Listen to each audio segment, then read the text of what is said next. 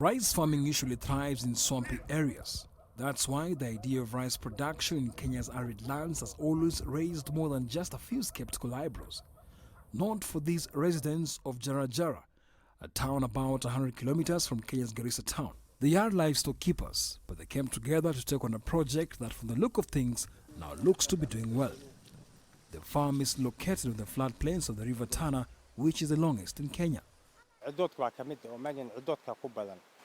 Before starting this rice plantation, we used to grow different types of crops like maize, onions, tomatoes, as well as other crops. But due to so many reasons, like frequent human-wildlife conflicts, we decided to try growing rice. We used canals that were made by the British colonialists back in the days to irrigate this farm, but they are now very old. Through our efforts, we've managed to keep them running so that we can be able to feed our families. At times like such difficult dry days, the river doesn't serve us as required.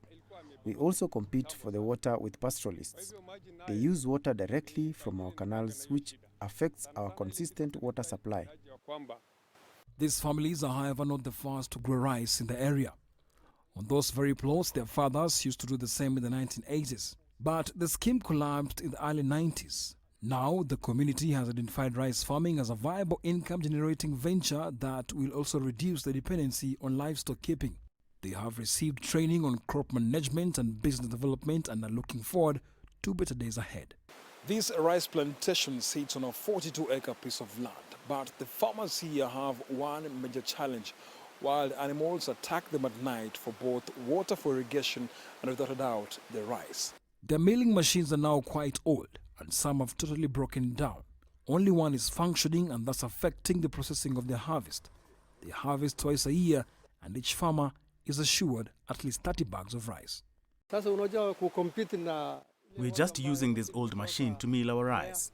We're competing with the big names out there, and our hope is that one day we'll get a modern milling machine because these ones break down easily. The rice farmers still have big dreams. Despite the drought that has hit the area, nothing goes to waste here. What remains after the harvest and milling is used as animal feed. Theirs is a story of resilience and courage amidst adversity.